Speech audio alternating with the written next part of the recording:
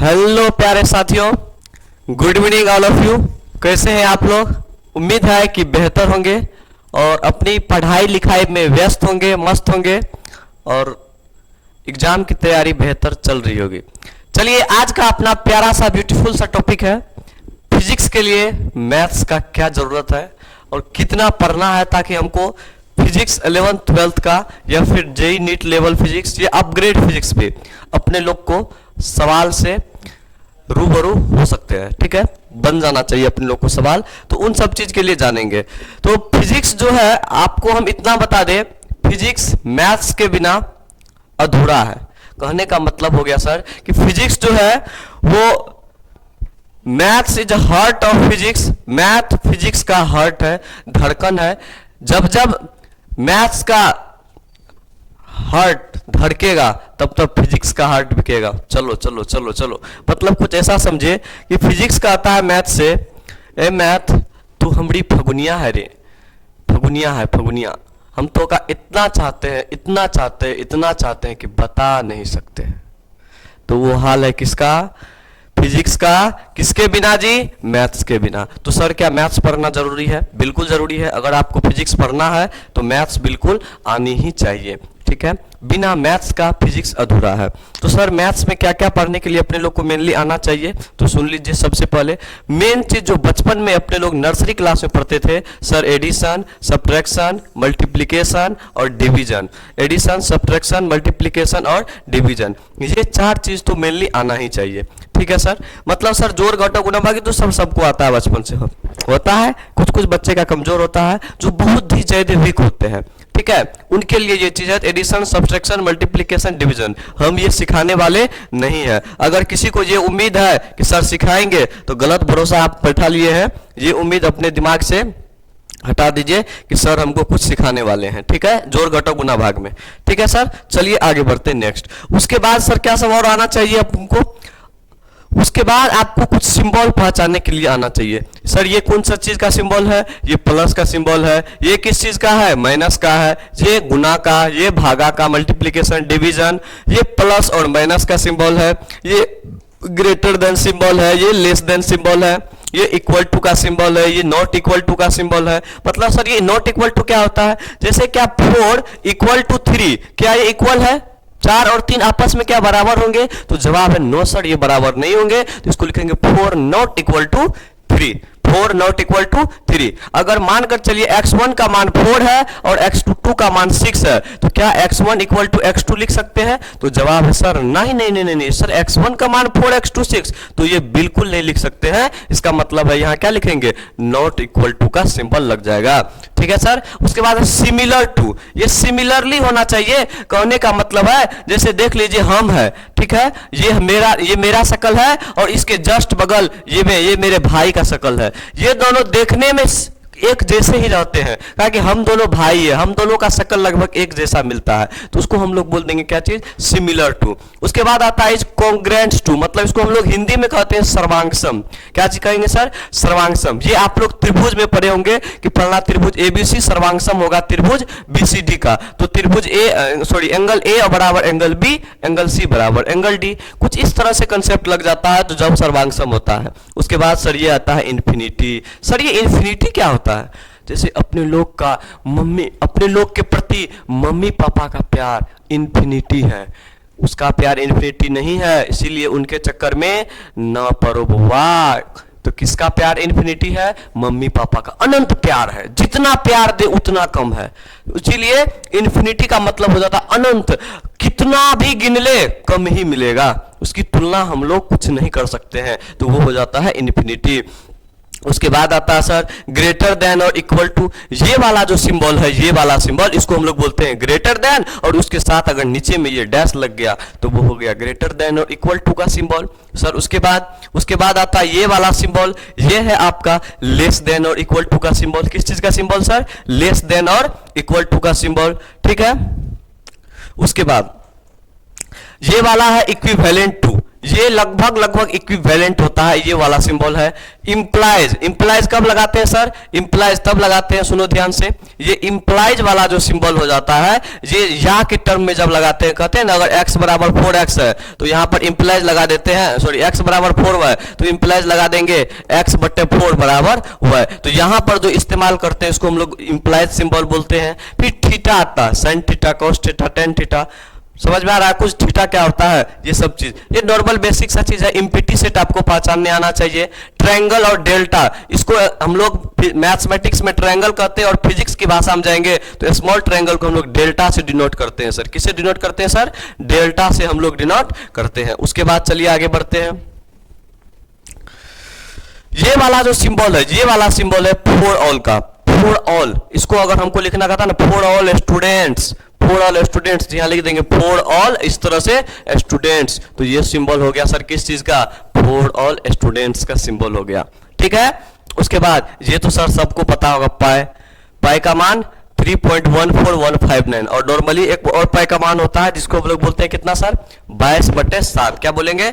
22/7। उसके बाद सर ये इंटीग्रेशन का सिंबल है नागिन का, ये नागिन है, इस नागिन से बचकर रहना, दूर मत भागो नहीं तो ये और परेशान करेगा, नागिन के संपर्क में ही रहना है। उसके बाद ये सिंबल है सर इंटरसेक्शन का। इंटरसेक्शन जब आप सेट पढ़े होंगे, सेट में सिंबल आता है इंटरसेक्शन का, ठीक है। उसके बाद ये सिंबल है यूनियन का, ये सिंबल है फैक्टोरियल का। सर इंटरसेक्शन कहाँ लेते हैं? इंटरसेक्शन जब दो चीज कॉमन ले रहे होते हैं तो उसमें इंटरसेक्शन का यूज करते हैं। और यूनियन कहाँ यूज करते हैं सर? यूनियन वहां यूज करते हैं जब दो चीज को कंबाइंड कर रहे होते हैं, ठीक है, वहां हम लोग क्या यूज करेंगे सर? यूनियन। फैक्टोरियल कहाँ यूज करेंगे? फैक्टोरियल जैसे मान के चलिए कह देगा 4 का फैक्टोरियल बताओ, तो ये फैक्टोरियल निकालने के लिए सिखाया जाता है कॉम्प्लेक्स नंबर में, अर्थात 4 × 3 × 2 × 1, या फिर हम लोग बाइनोमियल थ्योरम में भी फैक्टर निकालना सीखते हैं 11th के मैथमेटिक्स में। बाकी इससे नीचे 10th से नीचे तो ये फैक्टर वाला चीज नहीं है, तो ये आपके लिए नया नया चीज हो जाता है फैक्टोरियल। थोड़ा सा कम भी इस चीज आपको समझ में आ रही होगी, सर ये नागिन वागिन क्या सब लिख दे रहे हैं, तो ये नागिन वगैरह जो बात है ये उन्हीं चीज के लिए है जो आपको हो सकता है मैथ्स में भी इस्तेमाल आए और फिजिक्स में भी इस्तेमाल आए। ये जो चीज है ये आपका है देयरफॉर, क्या चीज? देयरफॉर। और ये क्या चीज है सर? स्क्वायर रूट, वर्गमूल का कंडीशन। उसके बाद चलिए आगे बढ़ते हैं। ये लाइन ए बी लाइन जो होता है इसको इस तरह से हम लोग सेगमेंट करते हैं, रे ए बी जब रे रहता है तो इस तरह से किरण के रूप में, और सेगमेंट ए बी, और जब इस तरह से रहता है तो यहाँ तो दर्शा ही दिए, इस तरह का कंडीशन रह जाता है, इसको सेगमेंट ए बी बोलते हैं। फिर ये सर राइट एंगल, फिर ये एंगल, और ये कौन चीज हो जाएगा सर? सम ऑफ, क्या चीज? सम ऑफ का सिंबल हो जाता है। उसके बाद ब्रैकेट में आ जाता है आपको ये वाला, कौन सा ब्रैकेट? मिडिल ब्रैकेट, ये वाला बिग ब्रैकेट, ये वाला स्मॉल ब्रैकेट। उसके बाद ये वाला परपेंडिकुलर, ये वाला एग्जिस्ट करेगा तब, और ये वाला परसेंट। ये नॉर्मल केस था जो कि आपको पहचानने आना चाहिए था। कोई दिक्कत होगा तो आप हमें कमेंट करके बता सकते हैं, हम आपके परेशानी का समाधान करेंगे, कोई दिक्कत नहीं है इसमें। नेक्स्ट आता है बेसिक मैथमेटिक्स सिंबल, जो चीज अभी आपको बताए हैं, ठीक है। तो जोड़ घटाव गुना भागा का ये सब सिंबल आना चाहिए, ठीक है। इसमें ये वाला सिंबल अभी अपने लोग नहीं पढ़े, ए का पावर बी इसको पढ़ते, क्या पढ़ेंगे सर? ए का पावर बी, ए का पावर बी इसको बोलेंगे। उसके बाद आता है ये वाला सिंबल फोर्थ रूट वाला। अगर कोई रूट में नंबर है, जैसे एक्स है, इसका पावर अभी अगर रूट में है तो कुछ नहीं है, तो स्क्वायर रूट में है तो इसको हम लोग लिख सकते हैं एक्स का पावर हाफ। अगर यहाँ पे एक्स क्यूब रूट में है तो इसको हम लोग लिख सकते हैं एक्स का पावर 1/3। अगर यही चीज एक्स का पावर √4 में है तो हम लोग इसको लिख सकते हैं एक्स का पावर 1/4। समझ में आ रहा होगा उम्मीद है, ठीक है सर। उसके बाद ये परसेंट का सिंबल है, पेशेंट नहीं परसेंटेज। उसके बाद पीपीएम होता है पार्ट पर मिलियन पर, उसके बाद ये पर मिलियन, पर ट्रिलियन, पर माइल, ये सब चीज हो जाता है मिलियन, ट्रिलियन, ये सब आप लोग इंटरनेशनल सिस्टम में पढ़े होंगे। तो ये नॉर्मल सा चीज है जो आपको आना चाहिए, नहीं तो फिजिक्स में और भी चीज हो जाती है। जैसे सर हम लोग यूज करेंगे अल्फा क्या होता है, बीटा क्या होता है, गामा क्या होता है, डेल्टा क्या होता है, ये सब मैथमेटिकल टर्म का हम लोग फिजिक्स में यूज करेंगे, अल्फा, बीटा, गामा, डेल्टा, ठीक है। उसके बाद मेनली फिजिक्स में ये 4 टर्म आएगा, कहीं कहीं पे ज्यादातर फिजिक्स में आएगा के से सूचित करते हैं, कुछ टर्म को हम लोग फिजिक्स में इससे सूचित करेंगे, ठीक है सर। आगे बढ़ते हैं। अब आता है अलजेब्रा का पार्ट कि अलजेब्रा में सर क्या क्या चीज हमको पढ़ना है। ठीक है, तो चलिए अलजेब्रा में भी पढ़ते हैं। सबसे पहले सर अलजेब्रा में क्या क्या चीज आना चाहिए। क्या आप लोग को एबीसीडी आती है सर? क्या बच्चा वाला बात कर रहे हैं? एबीसीडी आएगी आएगी, बिल्कुल आनी चाहिए। नहीं आती है तो हम सिखाने के लिए यहाँ नहीं बैठे हैं अभी, आप जाकर के क्लास नर्सरी का पीछे वाला बेंच पे चुपके से बैठ करके सीख लीजिएगा, आ जाइएगा। फिर अगर आपको एबीसीडी नहीं आती है तो एबीसीडी सीखने के लिए नर्सरी क्लास के पीछे वाला बेंच पर चुपके से बैठ जाइए, आपको वहां एबीसीडी सिखा दिया जाएगा। इतना ही नहीं, एप्पल से जेब्रा तक भी सिखा दिया जाएगा, बहुत प्यार से। ठीक है, चलो फिर अब आता है सर ए माइनस बी का whole square, a plus b का होल स्क्वायर। ये भी बचपन में पढ़े होंगे। तो सर ए प्लस बी का होल स्क्वायर क्या हो जाएगा? A square plus 2ab plus b square. उसी तरह से ए माइनस बी का whole square, a square minus 2ab plus b square. क्या सर इसका इस्तेमाल करेंगे? बिल्कुल इस्तेमाल करेंगे। सर कहां करेंगे इसका इस्तेमाल? डेरिवेशन में। जब फिजिक्स का कोई टर्म आप प्रूव्ड कर रहे होंगे तो वहां आपको इस्तेमाल करना है। क्या चीज का? ए माइनस बी का whole square, a plus b का होल स्क्वायर, ये सारी चीजों का। ठीक है सर, चलिए उसके बाद सर ए माइनस बी का होल क्यू का इस्तेमाल वो भी वहीं पर होगा।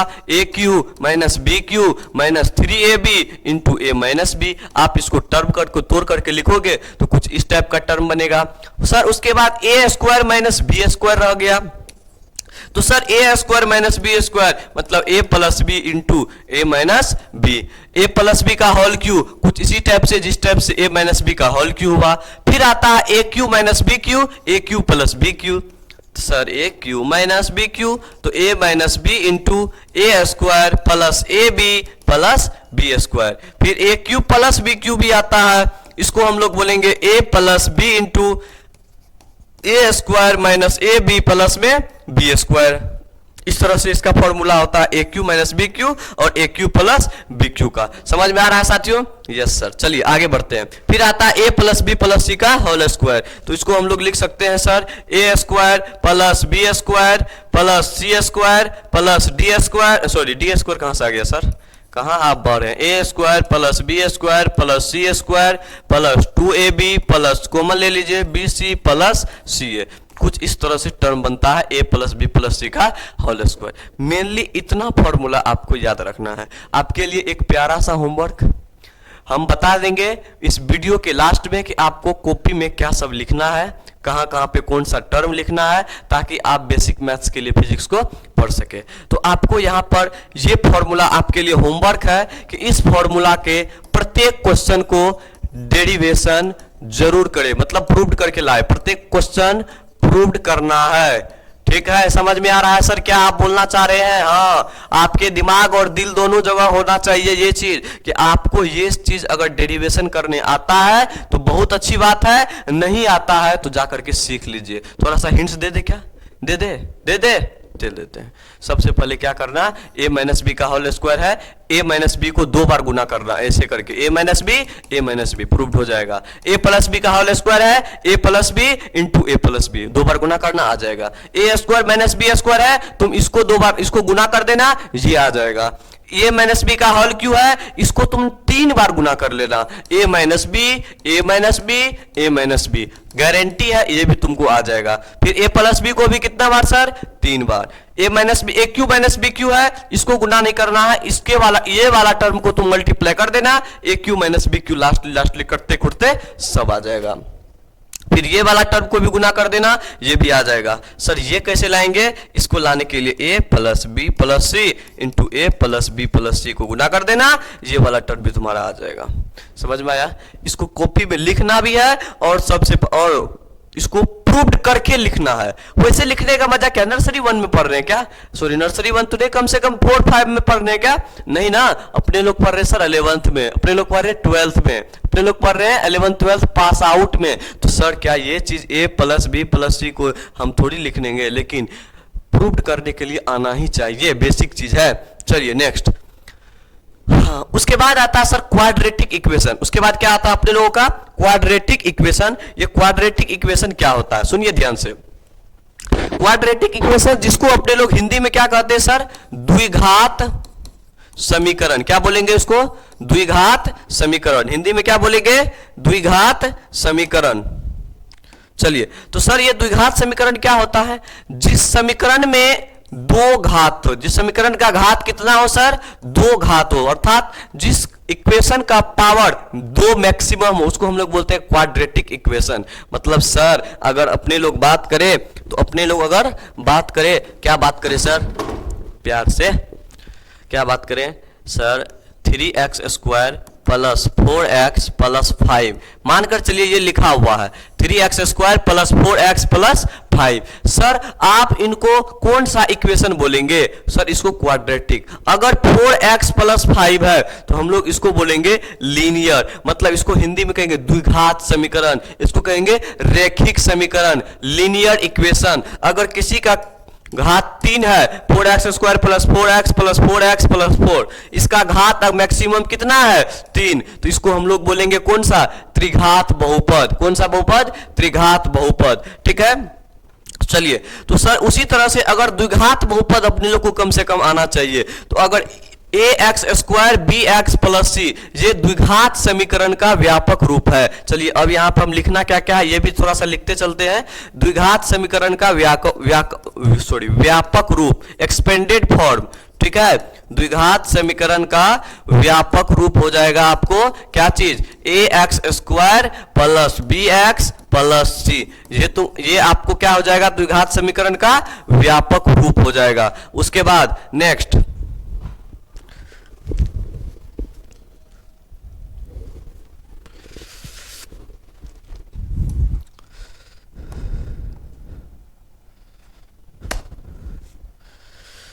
उसके बाद द्विघात समीकरण का व्यापक रूप ये हो गया। उसके बाद अपने लोग अगर जाने तो इसमें अगर सर ये x वाला टर्म है तो सर x का मान निकालने के लिए क्या करना पड़ेगा? x का मान नॉर्मली दो तरीका से, एगो होता है गुणनखंड तरीका और दूसरा आता है आपको ये श्रीधराचार्य का नियम। ये फॉर्मूला आता है x का मान निकालने का, -b plus minus √b² minus 4ac बटे 2a। क्या आता है फॉर्मूला?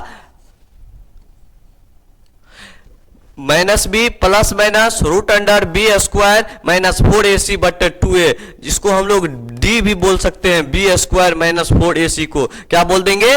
d। इसको बोलते हैं डिस्क्रिमिनांट, विवेचक। हिंदी में क्या बोलते हैं सर? डिस्क्रिमिनांट, विवेचक। ठीक है, तो ये हो जाता है x बराबर -b plus minus √b² minus 4ac बटे 2a। सुनो ध्यान से, अब सर x बराबर इतना है, ठीक है, तो इसका ये फॉर्मूला होता है। जैसे अगर हम एक दे दे आपको क्वेश्चन के तौर पर, ये लिख लेना d का मान। उसके बाद इसके दो रूट्स होते हैं, इट हैज 2 रूट्स।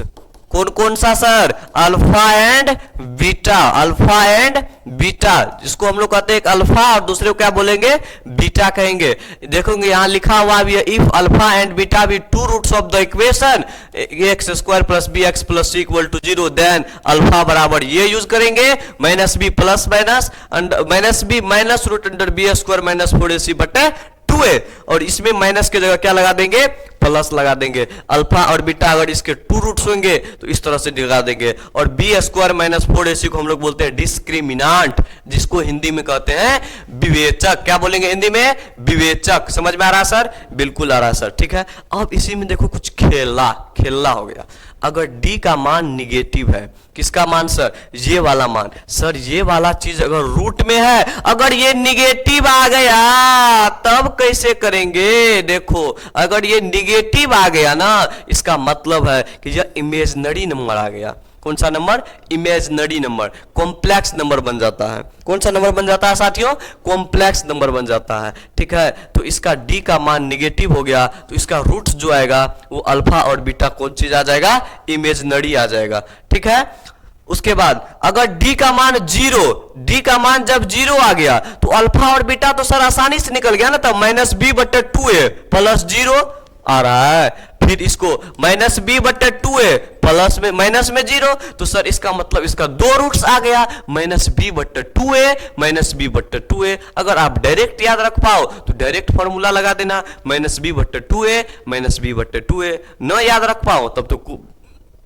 तो एक ही ऑप्शन है, उसको निकालने का एक ही तरीका है। ठीक है साथियों, उसके बाद चलिए अगर d का मान पॉजिटिव आ गया, अर्थात d का मान पॉजिटिव आ गया, तो इसका मतलब इसका स्क्वायर रूट अपने लोगों को निकालना पड़ेगा कि नहीं निकालना पड़ेगा? तो बिल्कुल सर, अगर d का मान पॉजिटिव आ गया तो स्क्वायर रूट निकालना पड़ेगा, और स्क्वायर रूट क्या हो जाएगा? रियल नंबर, और डिफरेंट अलग अलग होगा। जैसे स्क्वायर रूट अगर निकालने के लिए अगर हम लोग बात करें, अगर एक इक्वेशन की बात करें तो अगर लिख लेते हैं एक्स स्क्वायर माइनस 5x, ठीक है, प्लस 6, क्या चीज? 6। तो सबसे पहले 6 का फैक्टर निकालेंगे। फैक्टर सर कैसे निकालेंगे?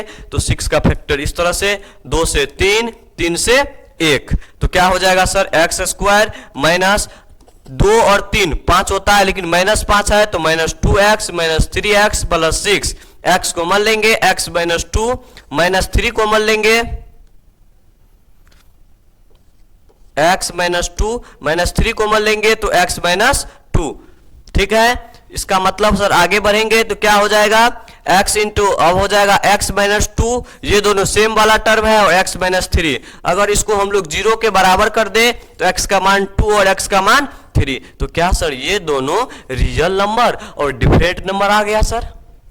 रियल नंबर और डिफरेंट नंबर आया, अलग अलग नंबर आ गया ना, रियल नंबर भी आ गया और डिफरेंट नंबर भी आ गया। तो अगर d का मान पॉजिटिव है तो कुछ इस तरह का केस हो जाएगा। रियल नंबर किसे कहते हैं? याद है? Real number, group of rational and irrational number is called real number, याद रख लेना।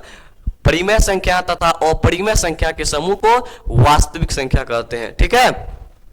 चलो, उसके बाद आता है व्हेन d बराबर के perfect square a b and c are rational. तो जब परफेक्ट स्क्वायर आ गया पूरा तरीका से, तो इसको डायरेक्ट यहाँ पे परफेक्ट स्क्वायर आ गया, इसका मान निकाल दे के यहाँ के रख दिया, इस तरह से पुट कर देंगे तो आ जाएगा डायरेक्ट। ये नॉर्मल सा क्वाड्रेटिक इक्वेशन है।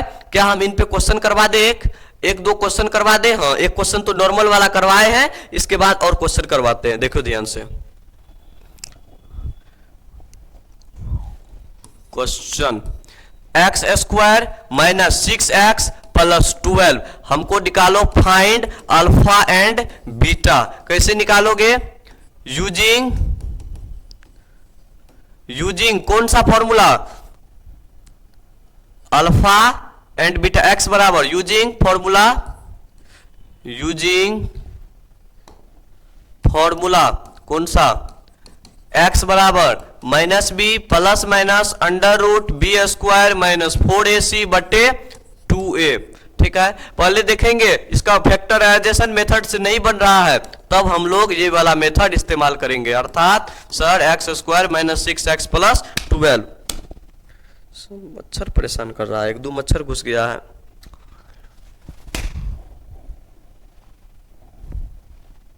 तो sir x square minus 6x plus 12 में क्या हो जाएगा? माइनस, यहाँ x का जगह कुछ नहीं है तो a x square plus b x plus c में ध्यान से देखो सर, a का मान 1 है, b का मान माइनस 6 है, और c का मान कितना है? 12। अब इसको इस फॉर्मूला में पुट करो, x बराबर माइनस बी, अर्थात माइनस बी है सर, देखो ध्यान से, b का मान माइनस 6, तो minus of minus 6 plus minus under root b का स्क्वायर माइनस 6 का स्क्वायर माइनस 4, a का मान 1, c का मान कितना? 12 बटे 2 इंटू a का मान कितना? 1, तो कितना हो जाएगा sir? Minus minus plus 6 plus minus under root 6 का स्क्वायर 36 माइनस 12 चौके 48 बटे 2। लेकिन सर यहाँ ध्यान से देखिए, अगर 36 में से 48 आप माइनस कीजिएगा तो कितना बच जाएगा आपको? कितना बच जाएगा जी? 12। कितना बच जाएगा? 12 बचेगा, और वो सर माइनस में आ रहा है। यहां पर देख लीजिए, इसका मान यहां रूट अंडर में माइनस 12, अर्थात सर यहां आपने d का मान निगेटिव निकाल दिया। कैसा निकाल दिया? निगेटिव। इसका मतलब अब जो इसका रूट्स आएगा अल्फा और बीटा का मान, ये आपका रियल नंबर आएगा या इमेजिनरी नंबर? जवाब दो बच्चों, रियल नंबर या इमेजिनरी नंबर? तो क्या हो जाएगा सर? सर आपका नंबर इमेजिनरी आएगा। काहे? कि आपका d का मान कैसा है सर? निगेटिव मान है, ठीक है। तो सर इसका मतलब क्या करेंगे अब? x बराबर 6 plus minus root under minus 12 बटे 2। अब हम लोग इसका कैलकुलेशन सीधा कर देंगे, 6 प्लस रूट अंडर माइनस 12 बटे 2 और 6 माइनस रूट अंडर माइनस 12 बटे 2, यही आपका आंसर। इसका आप कैलकुलेशन खुद से आगे कर लीजिएगा। धन्यवाद। चलिए आगे बढ़ते हैं। अब आता है घातांक के नियम। किसके नियम सर? घातांक के नियम। इसमें आता है सबसे पहले कुछ कुछ फॉर्मूला, यहाँ थोड़ा सा ब्लर दिख रहा होगा, पता नहीं कैसे करके क्या सेटिंग किया हुआ है। फॉर्मूला पहले लिख लेते हैं, a का पावर 0। ये जो घातांक होता है इसमें हम थोड़ा सा आपको बताने का प्रयास करें। ये वाला जो मान होता है इसको हम लोग कहते हैं x का पावर 3। ये जो x है ना इसको हम लोग कहते हैं बेस। क्या कहते हैं सर? बेस। बेबी को बेस पसंद है, ये वाला बेस ये नहीं है, तो सर कौन सा बेस है? इसको हिंदी में कहते हैं आधार, और ये वाला को हम लोग बोलते हैं पावर। क्या बोलते हैं? पावर। पावर एहजे से शुरू होला और एहजे खत्म होला, ठीक है? तो ये है पावर, ठीक है? पावर, पावर और बेस, ये वाला टर्म याद रखना। इसी में हम आगे देखेंगे फॉर्मूला में। ये वाला फॉर्मूला आता है a का पावर 0। क्या चीज है? a का पावर 0। a का पावर 0 दिया है कितना? 1। a का पावर 0 1। उसके बाद है a का पावर 0, अगर सर 1 होता है तो सुनो ध्यान से, a का पावर 0 1। उसके बाद अगर किसका a का पावर 0, कितनों भी कोई भी टर्म ले लेंगे a की जगह, 1 लाख उसका पावर 0 मतलब 1। कोई भी नंबर ले लेंगे, 4 का पावर 0 1, 8 का पावर 0 1, 10,000 का पावर 0 1, 1 करोड़ का पावर 0 1, इतना संख्या का पावर 0 कुछ भी रे, किसी का अगर पावर 0 है तो की वैल्यू अकर 1 के बराबर है सिंगल। पावर 0 मतलब तुम्हारे अंदर कोई पावर नहीं है, तो तुम कौन चीज बन गया? नल्ला। अकेला सिंगल बंदा खड़ा है, तुम्हारे अंदर पावर होना चाहिए। समझ रहे हो क्या बोलना चाह रहे हैं? तुम्हारे अंदर क्या रहना चाहिए? पावर। अगर पावर रहेगा तभी तुम कहीं पे सही से खड़े रह पाओगे, तुम्हारा स्टेमिना मजबूत रहेगा। तो तुम अगर पावरफुल नहीं हो तो तुम्हारे साथ कोई खड़ा नहीं रहेगा, तो पावर होना जरूरी है। तो इसी का पावर यहाँ 0, तो ये अकेला बच जाएगा 1 के बराबर। किसी का पावर 0 हो याद रखना, तो वह किसके बराबर? 1 के बराबर। चलो उसके बाद a का पावर m, अगर कोई किसी का पावर m है फिर उसका पावर n है, तो याद रखेंगे सर पावर क्या हो जाएगा? गुना हो जाएगा। उसके बाद a का पावर m, अगर इसका पावर n है तो इसको हम लोग लिख सकते हैं a का पावर m, इसका होल पावर n। उसके बाद नेक्स्ट आता है a का पावर m गुना a का पावर n। पावर में देखो नीचे में बेस सेम है, आधार सेम है, तो गुना में पावर जुट जाएगा a का पावर m प्लस n। फिर आता है a का पावर m बट्टे a का पावर n, तो ये हो जाएगा a का पावर m माइनस n के रूप में।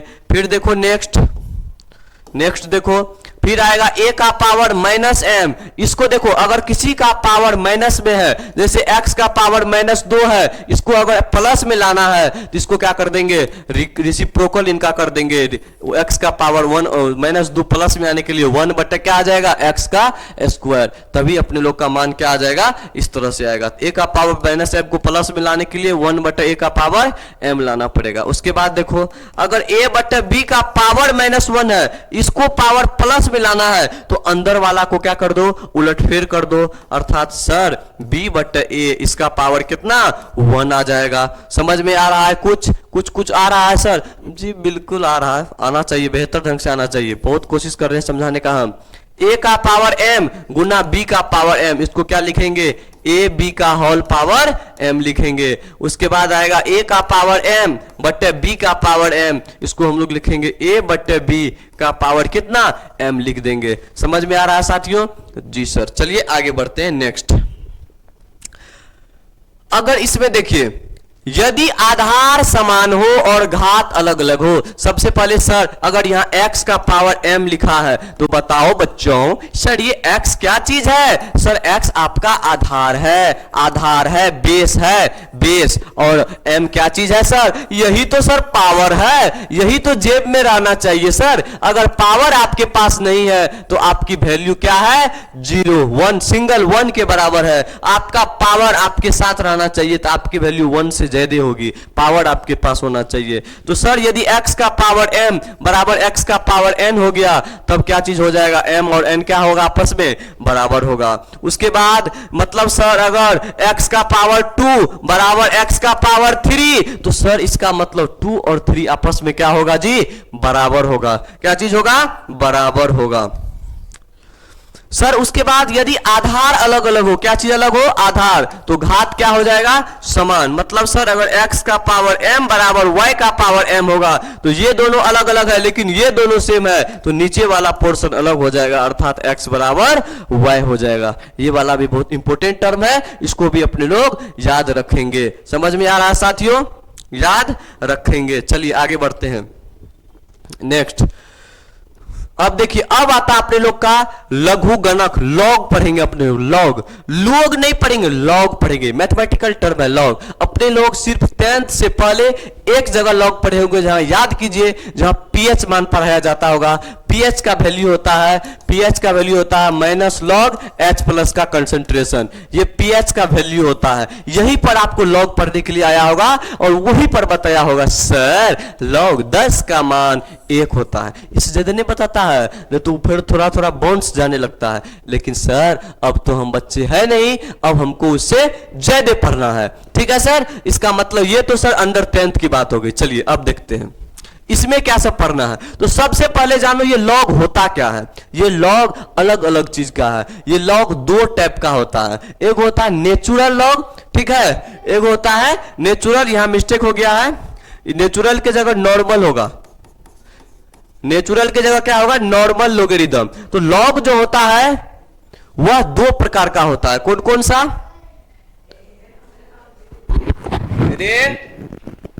कौन है,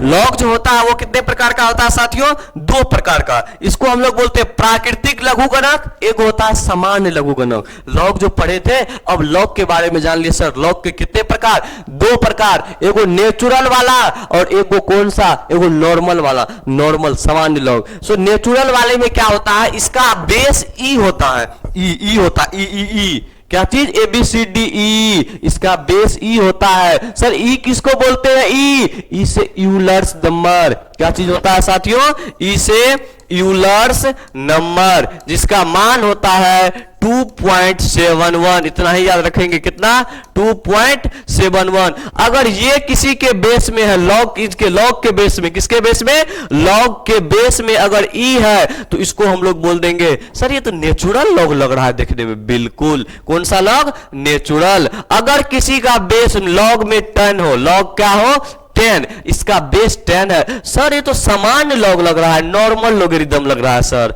बिल्कुल ठीक है सर। इसका आधार कैसा कितना होता है, 10। ये याद रखना, मेरे साथ बोलो कि सर लॉग के कितने प्रकार होते हैं। सर लॉग के दो प्रकार, एगो नेचुरल वाला, एगो नॉर्मल वाला। सर नेचुरल वाले लॉग का बेस कितना होता है, सर नेचुरल वाले लॉग का बेस ई होता है। और सर नॉर्मल वाले बेस का लॉग कितना होता है, सर सॉरी नॉर्मल वाले लॉग का बेस कितना होता है, 10 होता है। समझ में आ गया, याद कर लेना बच्चों। ठीक है सर, इसका मान 2.71 होता है ई का। सर ये क्या कन्वर्ट कर सकता है, ये क्या सब चीज सब कर सकता है, तो सुनिए ध्यान से, थोड़ा सा यहां बताते हैं। ये वाला जो टर्म होता है लॉग बेस ई, इसका पावर कुछ हो गया एक्स वगैरह, तो ये सब का मान अलग, इसका मान होता है 2। इसको अगर लॉग 10 के टर्म में बदलेंगे तो लॉग 10x के बराबर होता। अब आपसे एक क्वेश्चन है, आपसे सर एक क्वेश्चन है, सर आप लोग अपने दिमाग से, दिल से सोच के बताइएगा, क्या सर कौन सा लॉग बड़ा हुआ, नेचुरल लॉग बड़ा है या फिर नॉर्मल लॉग बड़ा है। आप लोग जवाब दीजिएगा सर, नेचुरल लॉग बड़ा है या फिर नॉर्मल लॉग बड़ा है, जवाब लो, नेचुरल लॉग या फिर नॉर्मल लॉग, बताइए। तो सर ये वाला को नेचुरल बोले थे और ये वाले को हम क्या बोले थे, नॉर्मल बोले थे। तो सुनो ध्यान से, इसका मतलब ये नेचुरल वाला अकेला इसके 2.3 गुना इसके बराबर है, मतलब ये वाला सर कहीं ना कहीं बड़ा होगा। तो नेचुरल लॉग में और नॉर्मल लॉग में कौन सा बड़ा होगा सर, नेचुरल लॉग हमारा क्या हो जाएगा, बड़ा वाला टर्म हो जाएगा। ठीक है साथियों, इसका मतलब सर आप एक बात बताइए, क्या नॉर्मल लॉग को, सॉरी नेचुरल लॉग को नॉर्मल लॉग में बदलने के लिए क्या करना पड़ेगा, तो नेचुरल लॉग को नॉर्मल लॉग में बदलने के लिए 2.303 से गुना करना पड़ेगा। ये वाला भी टर्म याद रखना, ये वाला टर्म केमिस्ट्री में यूज होगा। कहां पे सर यूज होगा? केमिस्ट्री में यूजफुल होगा, ठीक है। इसीलिए ये वाले टर्म को भी क्या करना है? याद रखना है। नेचुरल लॉग और नॉर्मल लॉग में कौन सा बड़ा होगा? तो सर ये वाला टर्म नेचुरल लॉग बड़ा हो जाएगा, ठीक है। चलिए अब आता है कुछ फॉर्मूला। सर अगर लॉग के केस में था, एगो था घातांक वाला केस में। घातांक वाले केस में सर कौन सा फॉर्मूला था? a का पावर m गुना a का पावर n बराबर a का पावर m प्लस n। क्या ऐसा फॉर्मूला था घातांक वाले केस में? कुछ इस टाइप का केस इसमें भी है। इसमें देखो ध्यान से, यहां पर अगर लॉग लिखे हैं, इसका पावर यहाँ बेस है, ये इसको क्या बोलते हैं? बेस। इसमें समझाए नहीं आप लोग को? ये वाला लॉग a, यहाँ पावर b, इसको यहाँ पर बेस बोलते हैं। क्या बोलेंगे सर? बेस। और यहां पे इसको हम लोग बोल देंगे पावर। क्या बोल देंगे? पावर, ठीक है। उसको क्या बोल देंगे? पावर। चलिए सॉरी,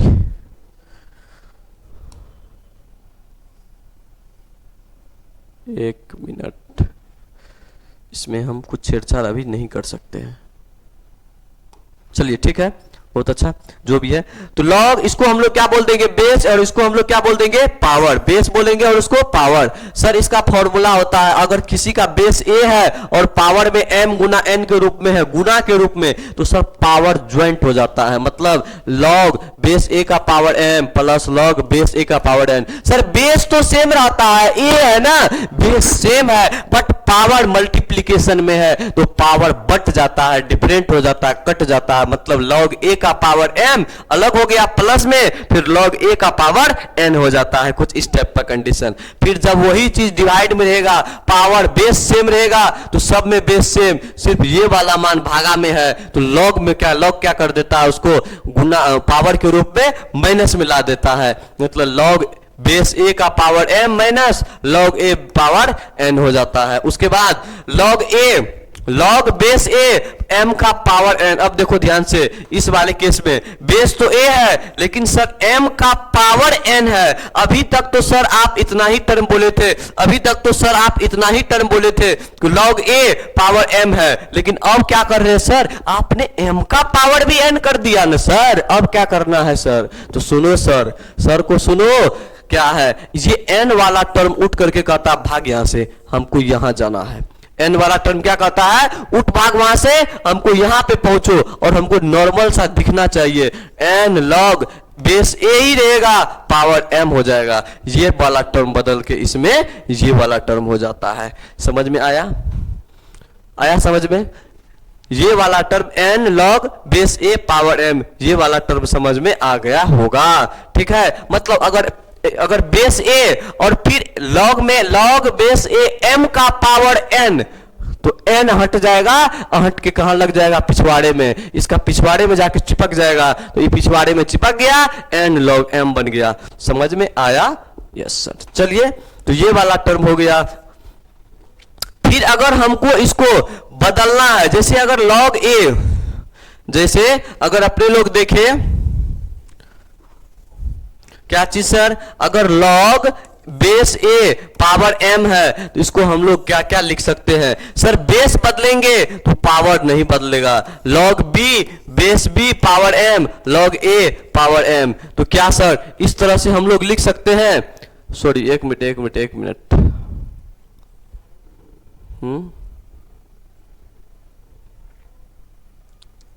हाँ, बेस सेम होगा, इसको हम लोग क्या लिखेंगे? लॉग बेस b तब पावर a। मतलब सर आपने इसको अलग अलग बांट दिया तो पावर कांस्टेंट रखा। क्या चीज कांस्टेंट रखा? पावर। तो बांटने के लिए इसका पावर हम लोग कांस्टेंट रखेंगे। अगर यहां रहता, जैसे देखिए, अगर इसका एग्जांपल दे देते हैं, समझ में आ जाएगा। अगर हमको यहां लॉग 2 पावर 3 है, इसको हमको बांटना है, चेंज करना है, अलग अलग, 3 को अलग करना है, 2 को अलग करना है, तो इसमें कुछ अलग घुसाना पड़ेगा। यहां मान रख देते हैं x पावर 3 बटे लॉग बेस सेम रख देंगे x 2। इसको हम लोग कुछ इस तरीका से लिखेंगे। समझ में आया साथियों? आया समझ में? Yes sir. चलिए आगे।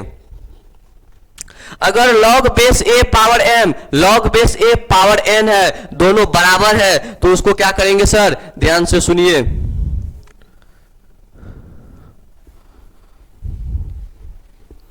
यदि लॉग a क्या चीज है?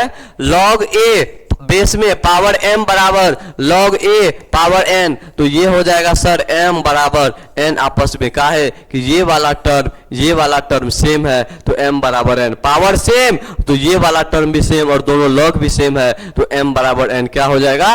ऑटोमेटिकली हो जाएगा सर। उसके बाद नेक्स्ट त्रिभुज। अब जो अपने लोग का टर्म आता है वो आता है त्रिभुज क्या होता है। ठीक है, रवि आया रे? क्या आया अभी गाड़ी से?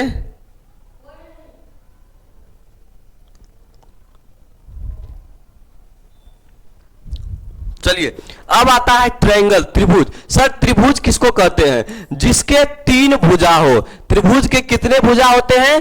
तीन। कितने सर? तीन भुजा को हम लोग बोलते हैं त्रिभुज। तीन भुजा को क्या बोलेंगे? त्रिभुज।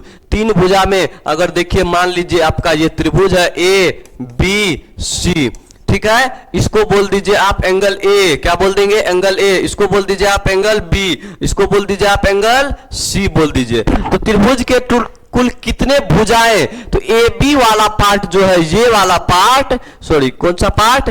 ये वाला पार्ट, ये वाला पार्ट, ये वाला जो पार्ट आप देख रहे हैं इसको हम लोग बोल देंगे क्या चीज? भुजा। ये वाला पार्ट, फिर देखिए ये वाला पार्ट ए बी, फिर बी सी और फिर आ जाएगा ए सी। तो टोटल त्रिभुज की कितनी भुजाएं हो गई सर? टोटल त्रिभुज की तीन भुजाएं हो गई। कितनी भुजाएं हो गई? त्रिभुज की कुल तीन भुजाएं। तो सर इसके कोण कितने होंगे? टोटल इसके तीन कोण, ये वाला और फिर ये वाला। तो इस त्रिभुज के कुल कितने कोण हो गए सर? इस त्रिभुज के टोटल तीन कोण हो गए, ए बी और सी। ठीक है, तो तीन भुजाएं होती है, तीन कोण होते हैं। त्रिभुज का परिमाप जो होता है वो s बराबर a प्लस बी प्लस सी। ठीक है, ये हो जाता है इसका परिमाप। उसके बाद मतलब अगर ये B कोण है तो ये वाला का मान B हो गया, अगर ये C है तो इसका मान नाम C रख लीजिए, इसका नाम A रख लीजिए। तो इस तीनों भुजा को जोड़ देंगे, तीनों भुजाओं का योगफल। इसको हम लोग लिख सकते हैं sum of three sides, sum of three sides, तीनों भुजाओं का योगफल। इसको हम लोग बोल देंगे त्रिभुज का परिमाप। इसको हम लोग क्या बोल देंगे सर? परिमाप होता है त्रिभुज का, परिमाप त्रिभुज का। क्या चीज? तीनों भुजाओं का योगफल। अब आता है क्षेत्रफल। सबसे पहला क्षेत्रफल जान लीजिए, कौन सा सर? 1/2 गुना आधार गुना ऊंचाई। दूसरा क्षेत्रफल हीरोन सूत्र, हीरो फॉर्मूला आप लोग पढ़े होइएगा 9th क्लास के मैथमेटिक्स में। हीरोन सूत्र क्या होता है सर? हीरोन सूत्र का फॉर्मूला होता है root under s into s minus a into s minus b into s minus c, जहां सर s बराबर होता है a plus b plus c बटे 2 होता है। s बराबर a plus b plus c बटे 2। देखिए एक क्वेश्चन हम करवा देते हैं आपको, s बराबर a plus b plus c बटे 2 पे। कौन सा क्वेश्चन आपको करवा दे आप बताइए? सबसे पहले नॉर्मल सा छोटा सा एक क्वेश्चन करवा देते हैं। अगर एक ट्रायंगल है जिसकी तीन भुजा देल है 3 4 5 सेंटीमीटर में है, सेंटीमीटर में है, सेंटीमीटर में है, ए बी सी त्रिभुज है, कह देंगे इसका क्षेत्रफल निकालो। सबसे पहले एस निकालना है, 3 4 5 बटे 2, 4 3 7 5 12 बटे 2, कितना आ जाएगा जी? 6 आ गया सर एस का मान। इसको आप लोग पुट कर दीजिए फॉर्मूला में, 6 इंटू 6 माइनस ए का मान 3, 6 माइनस 4, 6 माइनस 5। इस तरह से पुट करके आप लोग जो गुना करके कैलकुलेशन खुद से कर लीजिएगा। तो ये आपका नॉर्मल सा त्रिभुज का फॉर्मूला निकालने का आया है। और ये फिजिक्स के लिए बहुत इंपॉर्टेंट है। कहा है कि सर डेरिवेशन में कहीं पे ट्रायंगल से बन गया, कहीं रेक्टेंगल से बन गया, कहीं स्क्वायर से बन गया, आपको एरिया का पता होना चाहिए। सर रेक्टेंगल का एरिया क्या होता है? बताओ कमेंट करके जल्दी बताओ। रेक्टेंगल का एरिया क्या होगा सर? लंबाई गुना चौड़ाई आयत का होता है। सर वर्ग का क्या होगा? सर भुजा का स्क्वायर, भुजा का स्क्वायर। मतलब अगर सर एल गुना एल लिखिए या ए गुना ए लिखिए या ए स्क्वायर लिखिए। ठीक है सर, चलिए नेक्स्ट। अब आता है आपका त्रिकोणमिति। क्या आता है टॉपिक? त्रिकोणमिति। अब थोड़ा सा आप लोग भी पानी वगैरह पी लीजिए। रे वो पानी लाना थोड़ा सा, एक बोतल। अब आप लोग भी थोड़ा सा पानी वगैरह पी लीजिए। ठीक है, मजा तो आ रहा है। ठीक है साथियों, इसी पे एक स्टडी होने का प्रोग्राम किया जाए। थोड़ा सा क्या चीज चल रही है।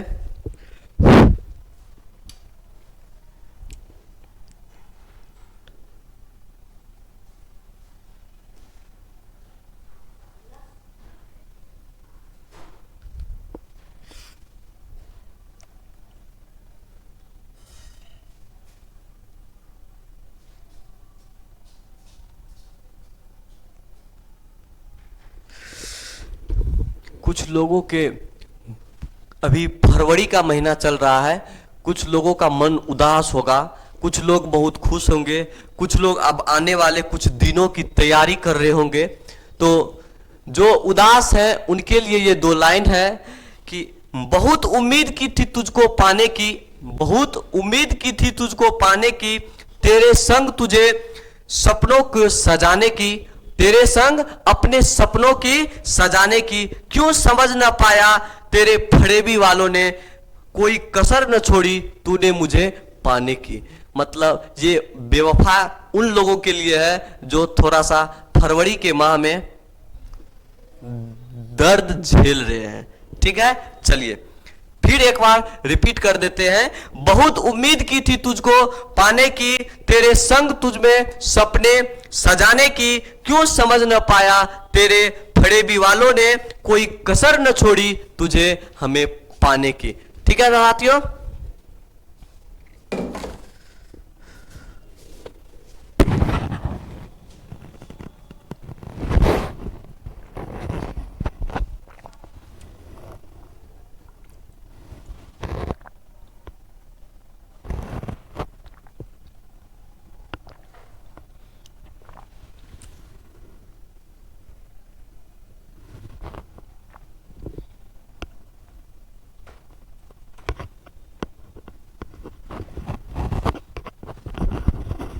चलिए लेट्स कंटिन्यू करते हैं अपने लोग। सर त्रिकोणमिति क्या होता है?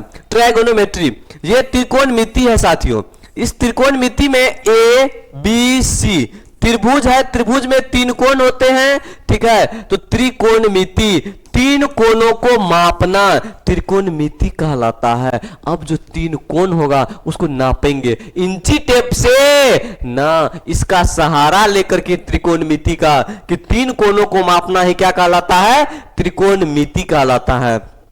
त्रिकोणमिति क्या, त्रिकोणमिति कहलाता है। उसके बाद चलिए देखते हैं त्रिकोणमिति में क्या सब है। उसमें सबसे पहले पढ़ने के लिए अपने लोग को आएगा पाइथागोरस थ्योरम। ये वाला है ट्रायंगल ए बी सी, क्या चीज? ए बी और सी। ये वाला क्या चीज हो गया?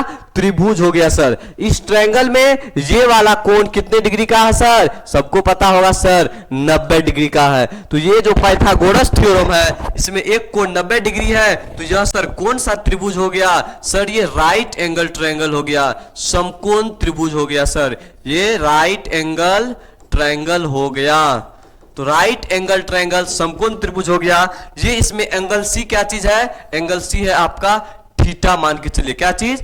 थीटा। तो सुनो पाइथागोरस थ्योरम क्या होता है? क्या सर आप लोग बताइए, 90 डिग्री के सामने वाली भुजा को क्या कहते हैं? जल्दी से कमेंट में, कमेंट में क्या कहते हैं सर? हाइपोटेनियस कहते हैं,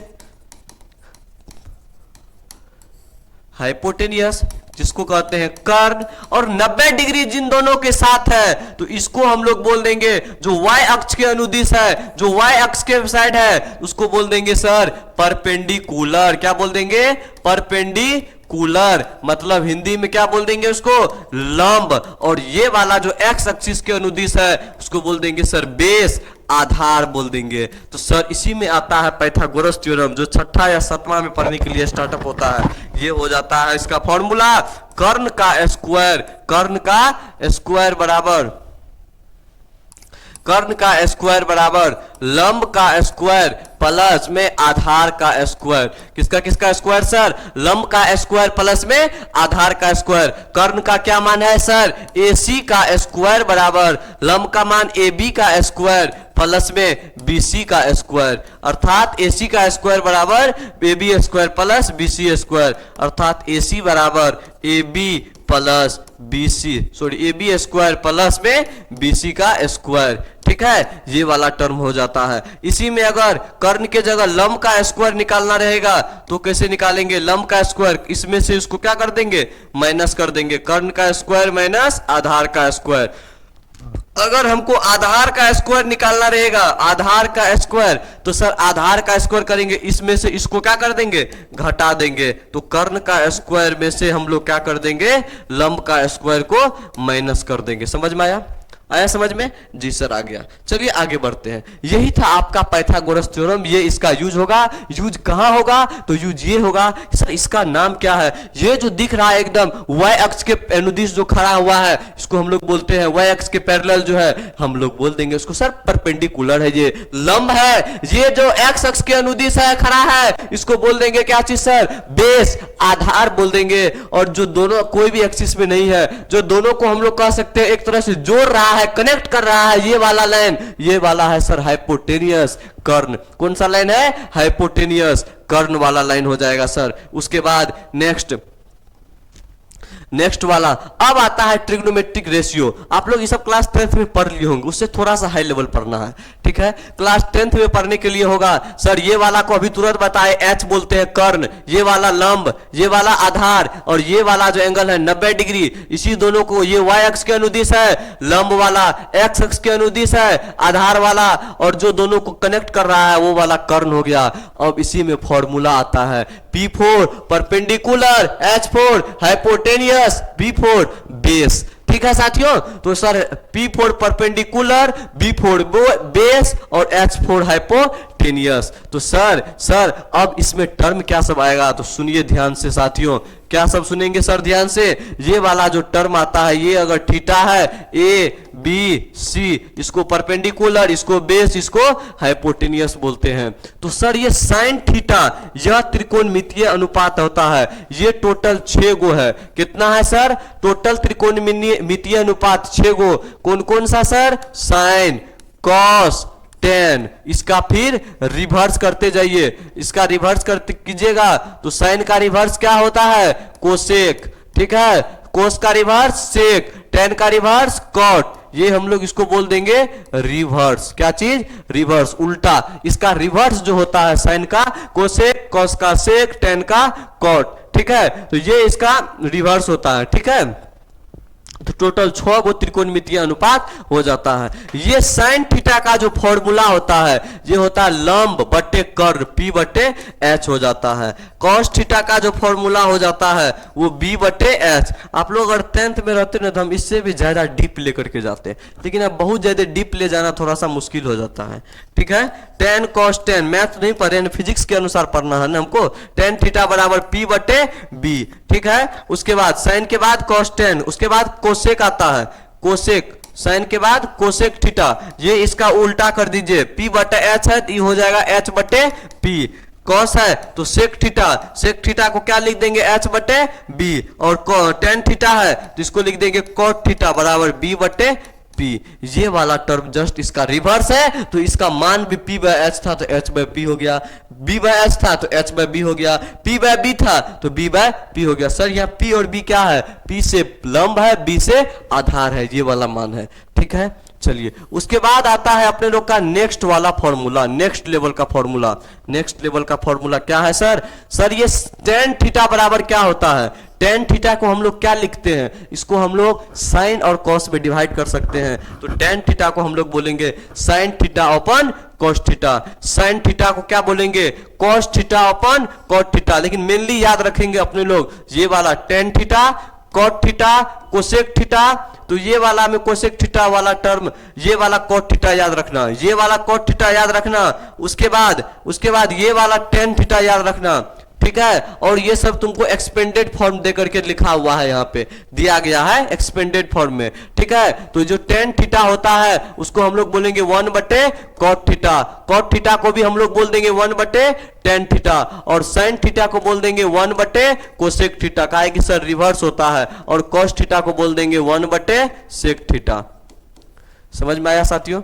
जी सर आ गया। ठीक है, चलिए अब इसमें फॉर्मूला आता है sine square theta plus cos square theta बराबर 1। 10th क्लास में पढ़े होंगे sine square theta plus cos square theta equal to 1। फिर आता है sec square theta plus tan square theta equal to 1, cosec square theta plus cot square theta equal to 1। इस तरह से 3 फॉर्मूला आएगा, sine square theta plus cos square theta equal to 1, sec square theta plus tan square theta equal to 1, cosec square theta plus cot square theta यहाँ mistake कर दिया गया है, थोड़ा सा ध्यान में। सेक स्क्वायर थीटा माइनस में tan square theta equal to 1 होता है, कोसेक स्क्वायर थीटा माइनस में cot square theta equal to 1 होता है। प्लीज इस मिस्टेक को करेक्ट करने का प्रयास करें, ठीक है। Sec square theta minus tan square theta 1 होता है, ध्यान से। Cosec square theta minus cot square theta equal to 1 होता है। ये तो मिस्टेक कर दिया था, अरे बाप रे, इतना बड़का मिस्टेक। चलिए, उसके बाद आता है कुछ वैल्यू जो याद रखना है अपने लोगों को। ये तो 0, 30, 45, 60, 90, इसमें दो चीज छूट गया है, एक 37 डिग्री वाला और एक छूट गया है 53 डिग्री वाला। कोई बात नहीं, छूट गया तो हम है यहाँ पे, हम आपको क्लियर कर देते हैं यहीं पे अभी, ठीक है साथियों। चलिए सर, साइन में 0 degree 0 sine 30, half sine 45, 1/√2 sine 60, √3/2 sine 90, 1 cos 0 1 cos 30 √3/2 cos 45। ये पहले याद कर लीजिए, तो आपको इसको जस्ट उल्टा कर देना, ऐसे करके ये याद हो जाएगा। तो फिर दोनों को डिवाइड कर दीजिए, काहे कि सर अभी तुरंत बताए tan थीटा बराबर sin थीटा बटे cos थीटा। याद करो जल्दी, tan थीटा बराबर sin थीटा बटे cos थीटा, ठीक है साथियों। चलिए, तो अब इसको क्या लिखेंगे सर, अब यहां पर एक चीज, sin 37 डिग्री इसका मान होता है 3/5 और sin 53 डिग्री इसका मान होगा 4/5। सर तो ये तो ऐसे घुस रहा है साइन वाला, अब इसमें जैसे cos में जाएंगे तो इसका जस्ट रिवर्स, अर्थात ये वाला पहले आ जाएगा और ये वाला बाद में आ जाएगा। अगर ये दोनों आ गया तो डिवाइड जब करोगे तो 3/5 भागा 4/5 तो कट जाएगा, तो 3/4 ये आ जाएगा और ये कितना आ जाएगा 4/3 आ जाएगा। तो tan वाला में भी क्या हो गया 37 डिग्री 53 डिग्री। बाकी ये वाला तीनों वाला क्या करना, इसका उल्टा 5/3 5/4, उसके बाद 5/4 5/3 4/3 3/4, इस तरह से तुम लोग लिख लेना, आप लोग लिख लीजिएगा। समझ में आया? ये वाला टर्म, फॉर्मूला वाला टर्म भी आप लोग याद कर लीजिएगा, इनका बहुत ज्यादा जरूरी पड़ेगा। भी आई है, भी आई इंपॉर्टेंट है, फिजिक्स पढ़ने के लिए आपको आना ही चाहिए, ये त्रिकोणमिति आना ही चाहिए। त्रिकोणमिति आपका पीछा फिजिक्स नहीं छोड़ेगा, ये पूरा जकड़ा हुआ है त्रिकोणमिति, ठीक है। चलिए आगे, उसके बाद त्रिकोणमिति का एडिशन फॉर्मूला, कौन सा फॉर्मूला आता है, एडिशन, सब जोड़ वाला फॉर्मूला, ये मैथ्स के लिए है, ठीक है। फिजिक्स पढ़ने के लिए ये वाला फॉर्मूला उतना कम इंपॉर्टेंट नहीं है, लेकिन कहीं कहीं इस्तेमाल में आ जाता है। लेकिन फिर भी अगर सभी टीचर बताते हैं तो हम भी आपको बताते हैं, ध्यान से सुनिएगा।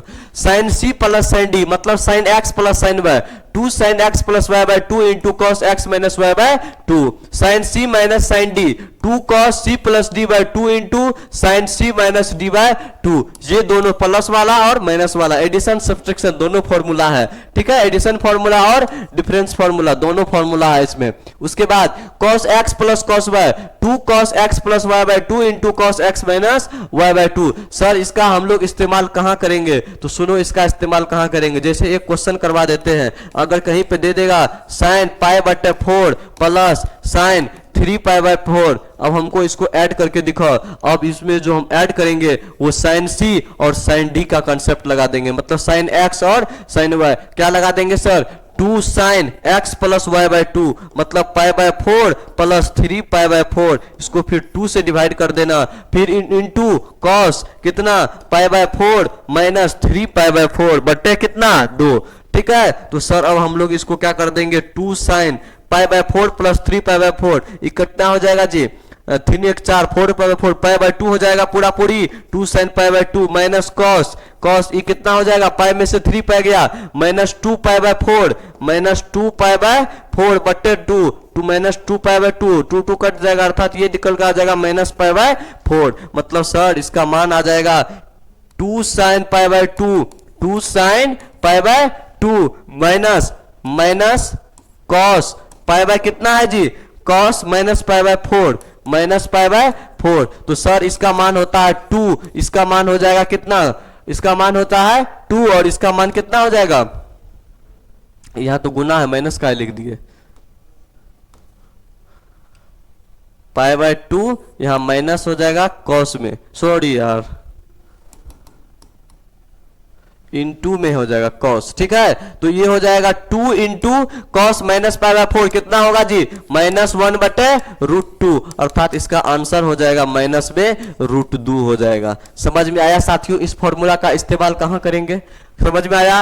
अब आता है इसी तरह से sin C sin D में 10x + 10y, तो ये वाला फॉर्मूला तो याद रहना ही चाहिए, लेकिन इसमें एक टर्म और आता है 10x + 10y में, क्या चीज, सॉरी नहीं, इसमें ये आता है sin x + y बटे cos x + cos y, 10x - 10y sin x - y बटे cos x into cos y आ जाएगा। एक फॉर्मूला आता है इस तरह से 10x + y के रूप में, क्या चीज सर, 10x + 10y बटे 10x + 10y बटे 1 - 10x इंटू 10y, ठीक है, 10x इंटू 10y। उसी तरह से 10x - y में आता है फॉर्मूला, कौन कौन चीज, 10x - 10y बटे 1 प्लस 10x इंटू 10y, कुछ इस टाइप से फॉर्मूला आता है। समझ में आया साथियों, ये एडिशन फॉर्मूला है और सब्ट्रैक्शन फॉर्मूला है, इसको अपने लोग भी याद रखेंगे। समझ में आया, चलिए आगे बढ़ते हैं। ये कुछ फॉर्मूला है ट्रिग्नोमेट्रिक का, जैसे tan थीटा बराबर sin थीटा बटे cos थीटा, और cot थीटा जस्ट इसका रिवर्स होता है। मतलब सर अगर tan थीटा बराबर होता है sin थीटा अपन cos थीटा, तो इसको हम लोग लिख सकते हैं tan का रिवर्स क्या चीज होता है, cot, तो इसका मतलब ये भी रिवर्स हो जाएगा cos थीटा अपन क्या चीज में, sin थीटा में। एकदम मजा आ गया सर। चलिए फिर cot को हम लोग क्या लिख सकते हैं, cot को हम लोग क्या लिखेंगे, tan रिवर्स में होता है, तो इसको हम लोग लिख सकते हैं 1/tan थीटा, जी सर आंख बंद करके लिख सकते हैं। कोसेक थीटा को क्या लिख सकते हैं, 1/sin थीटा, कोसेक थीटा को 1/sin थीटा। सेक थीटा को क्या लिख सकते हैं, 1/cos थीटा, सेक थीटा क्या लिखेंगे, 1/cos थीटा, कुछ इस तरह से। फिर आता है ये वाला टर्म, अभी तुरंत बताए हैं, यहां पर देखो देखो ध्यान से, यहां तुरंत अभी बताए हैं, जस्ट बताए हैं यहां पर, ये वाला फॉर्मूला है सेम टू सेम। देखो sin square theta plus cos square theta equal to 1, sec square theta minus tan square theta equal to 1, cosec square theta minus cot square theta equal to 1। अभी तुरंत आप लोग को हम बताए हैं कि ये वाला फॉर्मूला को कैसे इस्तेमाल करना है, ठीक है। तो अभी यहां थे अपने लोग, ठीक है। तो ये वाला वही तीनों फॉर्मूला है, sin square theta plus cos square theta equal to 1, 1 plus tan square theta बराबर sec square theta, 1 plus cot square theta बराबर cosec स्क्वायर थीटा। इसको क्या करोगे, इसको जैसे माइनस को उस साइड ले जाओ तो ये वाला आ जाएगा cosec square theta minus cot square theta equal to 1। ये मत करना कि मास्टर गलत पढ़ाए हो, यहाँ कुछ और लिखा है, नहीं, इसको इस साइड से उस साइड करोगे सब सही आ जाएगा, ठीक है। उसके बाद आता है ये वाला फॉर्मूला, को फंक्शन आइडेंटिटीज। सर अब ये वाला चीज तुमको अभी हम ग्राफ में सिखाएंगे, ये वाला चीज अभी हम तुमको ग्राफ जब बताएंगे, अभी तुरंत बताएंगे, त्रिकोणमिति का बहुत डीपली बताएंगे, डीपली के साथ त्रिकोणमितीय ग्राफ बताएंगे एसटीसी रूल में सारा चीज, ठीक है। ये वाला भी बताएंगे इवन ओड आइडेंटिटी। फिर भी यहाँ याद रखो, सिर्फ साइन, सिर्फ कॉस जो है, कॉस क्या करता है, कॉस वाला टर्म जो है ये माइनस को पचा लेता है, ठीक है। ये माइनस को, खतरा को कौन पचा लेता है, कॉस। कॉस समझदार है, ये देखता है खतरा है, नहीं समझदार नहीं, बेवकूफ है, ये खतरा को पचा रहा है, ये बेवकूफ है, समझदार नहीं है। इसका मतलब कॉस माइनस थीटा क्या चीज हो जाएगा, कॉस थीटा। और इसका रिवर्स सेक माइनस थीटा भी सिर्फ सेक थीटा होगा, बाकी सब कोई भी माइनस को नहीं पचाएगा, अर्थात साइन माइनस थीटा ये minus sine theta, ten minus theta minus tan theta. ये वाला टर्म याद रखना कि सिर्फ और सिर्फ कौन पचाता है सर, कॉस पचाता है, सेक सॉरी कॉस और सेक पचाता है, बाकी 5-4 गो ट्रिग्नोमेट्रिक फंक्शन जो है ये माइनस को नहीं पचाता है, ये माइनस को उल्टी कर देता है और ये इसके पिछवाड़े में जाके चिपक जाता है, ठीक है साथियों। चलिए तो ये वाला भी टर्म हो गया। फिर आता है हाफ एंगल फॉर्मूला। ये वाला फॉर्मूला थोड़ा सा इंपॉर्टेंट है, ये हाफ एंगल फॉर्मूला हम यहां पर बताने का पूरा प्रयास करते हैं। इतना जगह है, इस जगह में हम हाफ एंगल फॉर्मूला को बता देते हैं, ठीक है। Half angle formula, half angle formula, ठीक है। कलर थोड़ा सा चेंज कर देते हैं, सेम कलर तभी से चल रहा है। चलिए हाफ एंगल फॉर्मूला की बात करते हैं। ये थोड़ा सा डीप कलर नहीं हो पाता है,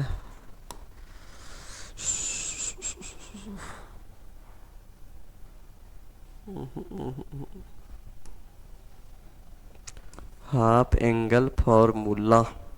चलिए इस हाफ एंगल फॉर्मूला को जानते हैं। सबसे पहले इसका फॉर्मूला होता है हाफ एंगल में साइन 2 थीटा बराबर होता है 2 sine theta into cos theta. समझ में आया? साइन 2 थीटा में 2 sine theta into cos 2 theta, ठीक, कॉस थीटा। उसके बाद आता है cos 2 थीटा बराबर, सबसे पहला formula cos square theta minus में साइन स्क्वायर थीटा। फिर इसका दूसरा फॉर्मूला आता है 1 माइनस 2 साइन स्क्वायर थीटा। तीसरा फॉर्मूला आता है 2 cos स्क्वायर थीटा माइनस 1। उसके बाद आता है सर tan 2 थीटा में फॉर्मूला, जैसे साइन 2 थीटा cos 2 थीटा, उसी तरह से tan 2 थीटा में फॉर्मूला आता है 2 tan थीटा बटे 1 minus tan square theta.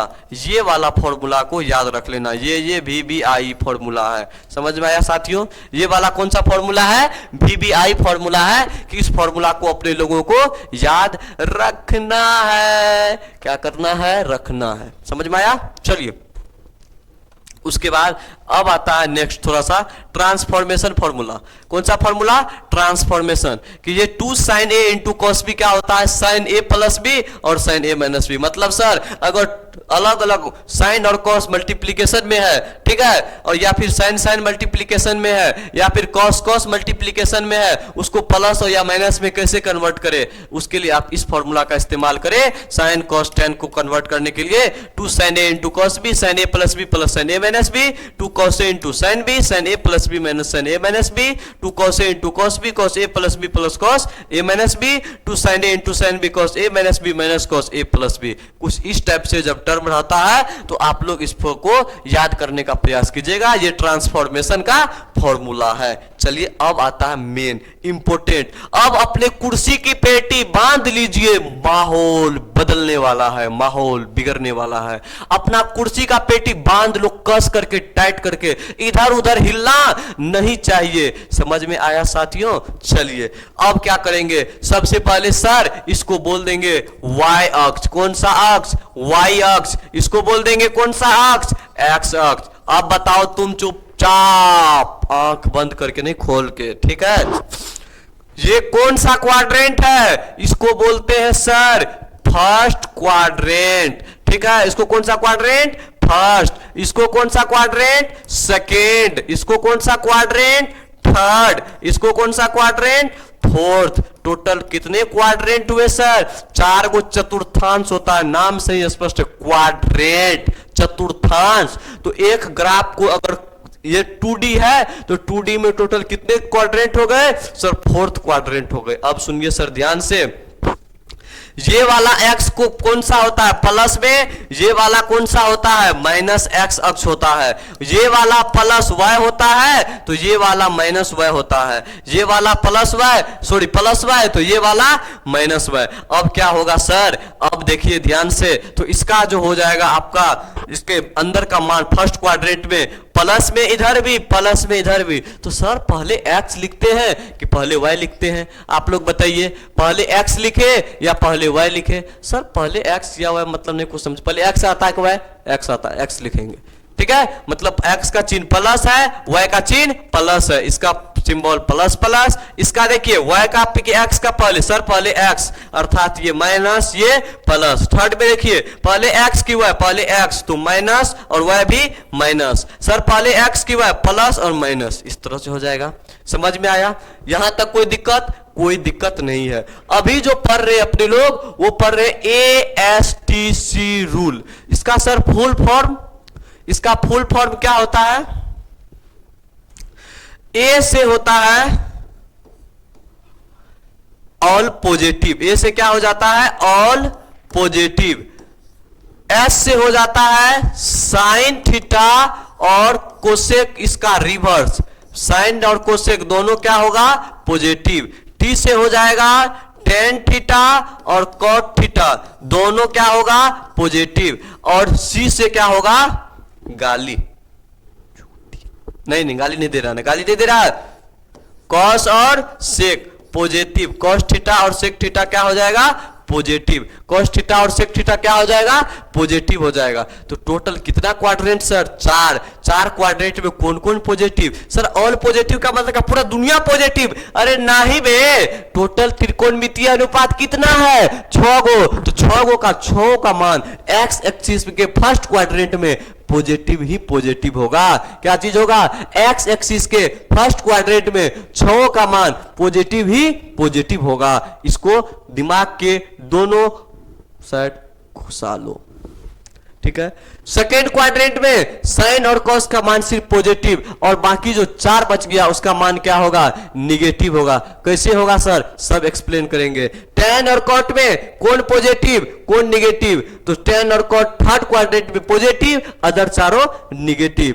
Cos theta sec theta fourth quadrant में पॉजिटिव, अदरवाइज सारा क्या हो जाएगा सर, निगेटिव हो जाएगा। चलिए अब आते हैं ध्यान से आगे, अब थोड़ा सा आगे बढ़ते हैं। सर आगे क्या बढ़ेंगे अब देखिए ध्यान से, ये वाला जो पार्ट है, कौन सा पार्ट सर, सबसे पहले इसका कोऑर्डिनेट निर्देशांक होता है 0,0। इसको हम लोग ओरिजिन कहते हैं। क्या कहते हैं, ओरिजिन, मूल बिंदु। क्या बोलेंगे इसको, ओरिजिन, मूल बिंदु। मूल बिंदु का निर्देशांक कितना होता है, 0,0 होता है, ठीक है सर। अब उसके बाद जब मूल बिंदु का निर्देशांक 0,0, अब अगर ये यहां से क्लॉकवाइज घूमेगा कि एंटी क्लॉकवाइज, सर अपने लोग एक्स से इधर घूमना का प्रयास करते हैं, ये वाला घूमना, ऐसे करके घूमना, ऐसे करके घूमना, ऐसे घूमना, ऐसे घूमना, ये वाला आप उधर से बताइए, हम इधर से उल्टा बता देंगे, आप अपने तरफ से बताइए, ऐसे घूमना, ये कौन सा वाइज है, कौन सा वाइज है, कुछ इस टाइप से घूमेंगे, ऐसे करके, ऐसे करके, ऐसे कैसे,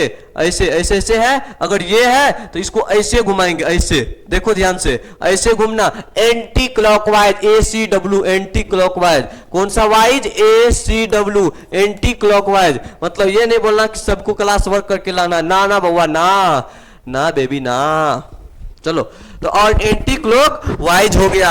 इसका मतलब सर अगर यहां से यह एक बार घूम गया तो कितना एंगल तय किया सर, π/2 दूरी पे पहुंच गया। कहां पे पहुंच गया, ये 90 पे। कहां पे, 90 पे। होता है ना इसके बीच का एंगल 90 डिग्री। ये वाला एंगल कितना, ये वाला एंगल कितना डिग्री होता है, ये वाला 90 डिग्री होता है, 90 डिग्री। कितना डिग्री, 90 डिग्री। अब फिर अगर यहां से यहां तक तय किया तो ये फिर π/2 तय किया, लेकिन अब पहुंच गया π पे। ये 0 से 90, फिर 90 से फिर 90 तय किया तो 180, और 180 से फिर 90 तय करेगा, कितना आ जाएगा, 270, और 270 से फिर 90 तय करेगा, ये कितना आ जाएगा, 360। मतलब यहां पहुंचते पहुंचते ये 2π पे आ गया, और यहां पहुंचते पहुंचते ये π/2 से 3π/2 पे था। अब फिर अगर ये 2π पे पहुंचा, फिर अगर दूरी तय करेगा तो 2π से फिर पहुंच जाएगा 3π/2 पे। मतलब 2π में फिर कितना एंगल डिस्टेंस तय कर लेता है, π/2। तो दोनों को जोड़ दोगे तो 2 दूना 4, सॉरी 5π/2, 3π तो यही हो गया था, 5π/2 पे पहुंच जाएगा। कितना π/2 पे, 5π/2 पे। फिर 5π/2 में π/2 जोड़ोगे तो ये पहुंच जाएगा 2π पे। फिर जोड़ोगे ये पहुंच जाएगा 7π/2 पे। फिर जोड़ोगे ये पहुंच जाएगा 4π पे। सर इस तरह से पैटर्न चलता रहेगा। पहले 0 पे था, फिर 2π, 2π से 4π, 4π से 6π, 8π। मतलब ये वाला टर्म आ गया 2n π। मतलब इसमें n का मान 1 2 0 1 2 3 पुट करते चलिए, आपको आएगा ये 2n π। इस पे 2π 4π रहेगा, इसके जस्ट अपोजिट सर पाई, यहां सॉरी 3π होगा, मिस्टेक हुआ है, पाई 3π 5π 7π 9π। इस तरह से ये भी आगे बढ़ेगा। तो ये सर इवन नंबर वाला पाई है और ये ओड नंबर वाला पाई है। ये सम संख्या वाला पाई है, एक्स अक्ष के प्लस एक्स पे सम संख्या, माइनस एक्स पे विषम संख्या वाला पाई आता है। और बात करें प्लस वाई पे, ये π/2, ये 5π/2, ये वाला, उसके बाद 9π/2, ये वाला टर्म बढ़ते रहता है। इसको हम लोग बोल देंगे 4n प्लस 1 इंटू π/2, सॉरी इसको 2n, इसको बोलेंगे 2n प्लस 1 इंटू π/2, इसको बोलेंगे 2n माइनस 1 इंटू π/2। कुछ इस टाइप से कंडीशन चलता रहता है। ठीक है, समझ में आया? ये प्लस वाला first quadrant, second quadrant, third quadrant, fourth quadrant, इस टाइप से कंडीशन चलते रहेगा। समझ में आ गया साथियों? टेन थीटा क्या होता है, साइन कोसेक, और सारा चीज इसमें हम बताने का प्रयास किए हैं। अब देखो तू लोग, हम बताए थे साइन वाला क्या करेगा, साइन वाला अगर माइनस थीटा में है साइन पचाएगा क्या? जवाब दो, साइन पचा पाएगा? तो जवाब है सर साइन नहीं पचाता है, साइन उल्टी करके उसके पिछवाड़े में चिपक जाता है तो माइनस साइन थीटा लग जाता है। कॉस माइनस थीटा पचा पाएगा? एकदम पचा लेगा, एक चुट्टा आदमी है, cos minus theta cos theta क्या कर लेगा, पचा लेगा। समझ में आ गया? इस तरह से ये सारी चीजें याद रखना। अब आता है इसमें, तो सर अगर हम लोग एक चीज आप बता दीजिए, साइन 90 प्लस थीटा क्या होगा? तो सुनो ध्यान से, जब पाई बाय 2 वाला एंगल आता है, अगर रटना नहीं है तब सीखो ध्यान से, अगर पाई बाय 2 वाला एंगल आ रहा है, कौन सा एंगल? पाई बाय 2 वाला, तो साइन बदल जाएगा किसमें? साइन बदलेगा कॉस में। ठीक है, टेन बदलेगा कॉट में, कोसेक बदलेगा सेक में। कोसेक किस में बदल जाएगा? सेक में। ये देखो कौन सा सिंबल लगाए हैं, दोनों तरफ वाला, साइन भी कॉस में, कॉस भी साइन में। कब? जब पाई बाय 2 रहेगा, अर्थात साइन किस में बदल जाएगा? कॉस। ये प्लस थीटा माइनस थीटा भी नहीं बता रहे, सिर्फ बता रहे साइन क्या बदलेगा कॉस में, टेन क्या बदलेगा कॉट में, और कोसेक क्या बदलेगा सेक में। सिर्फ अभी हम इतना आपको बता रहे हैं। ठीक है, इसके बाद टेन कॉट में, कोसेक सेक में, साइन क्या चीज? कॉस में। अगर भी यहां पाई वाला एंगल रहेगा, साइन पाई प्लस थीटा, तब कुछ नहीं बदलेगा, साइन बाहर निकल के साइने के रूप में आएगा। समझ में आया? लेकिन जैसे पाई बाय 2 लग गया, ये पाई बाय 2 क्या करेगा? उस टर्म को चेंज कर देगा, साइन को किस में बदल देगा? कॉस में। टेन को किस में बदल देगा? कॉट में। कोसेक को किस में बदल देगा? सेक में। समझ में आ रहा साथियों? आ रहा सर। इसका मतलब साइन 90 प्लस थीटा कॉस तो हुआ, अब बताइए प्लस थीटा कि माइनस थीटा?